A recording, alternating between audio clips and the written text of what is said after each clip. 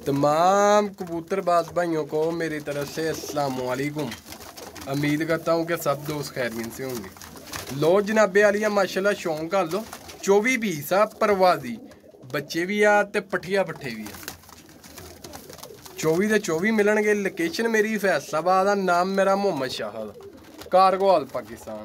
इन्हां च दोस्तों तकरीबन 4 तो 5 पीस ना धागा पलटे हुए आ, बकाया बच्चे आ ते 3 तो 2 बच्चे उन्होंने ना खप्पे पाए सी जोड़ियां वास्ते कट्टे हुए। एक आ बच्चा सियालकोटी आ सामने आ गया कट्टिया आ। एक होर इहदा नाल दा भरा कट्टिया आ सामने आ गया।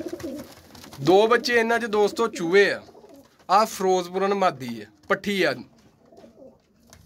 ठीक हो गया।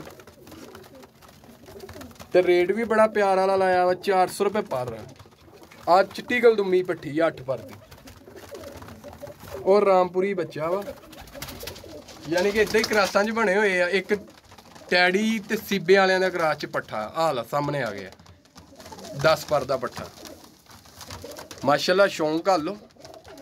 जिस मेरे भरा नूं पसंद होन वो मेरे नाल राबता कर ले, चाहे WhatsApp ते कर ले चाहे कॉल ते कर ले। परिंदे मिल जाएंगे इंशाल्लाह। लोकेशन मेरी फैसलाबाद आ। नाम मेरा मोहम्मद शाहद आ। किसी किस्म का किसी परिंदे च फॉल्ट नहीं है, तुहाडे सामने आ माशाल्लाह। तुरदे फिरदे भी चेक कर लो। इन्हां दा तुहानूं वादे शौक करा दईए। ते जिस मेरे भरा दी समझ होन वो मेरे नाल राबता कर लो। परिंदे मिल जाएंगे कारगोवाल पाकिस्तान। ते वीडियो नूं लाइक भी करिया करो, अपने दोस्तां नाल शेयर भी करिया करो ताकि दूसरे भाई भी कबूतरां दा शौक कर सकन।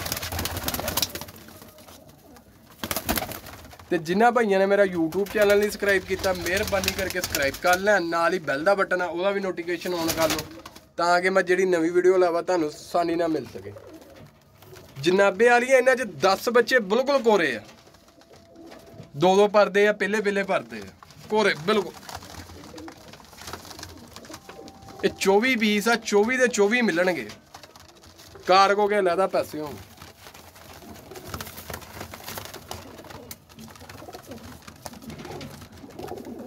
ना इन्हां च कोई जर्द अखा, ना कोई काल अखा ते ना कोई पील अखा, ना किसी किस्म का किसी कबूतर च फॉल्ट हैगा।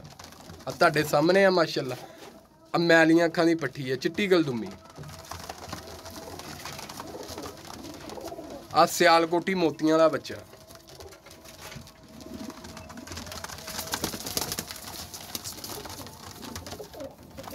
लो जनाब परिंदियां दा शौक कराता तुहानूं। जिस भरा दी समझ होन मेरे नाल राबता कर ले, चाहे WhatsApp ते कर ले चाहे कॉल ते कर। परिंदे मिल जाएंगे। लोकेशन मेरी फैसलाबाद आ। नाम मेरा मोहम्मद शाहद। ठीक हो गया। उम्मीद करता कि भरावां ने शौक कर लिया होना। अल्लाह करे इंशाल्लाह फिर तुहाडी खिदमत च दोबारा हाज़र होऊंगा। इजाज़त चाहता हूँ। ओके जी, अल्लाह हाफिज़।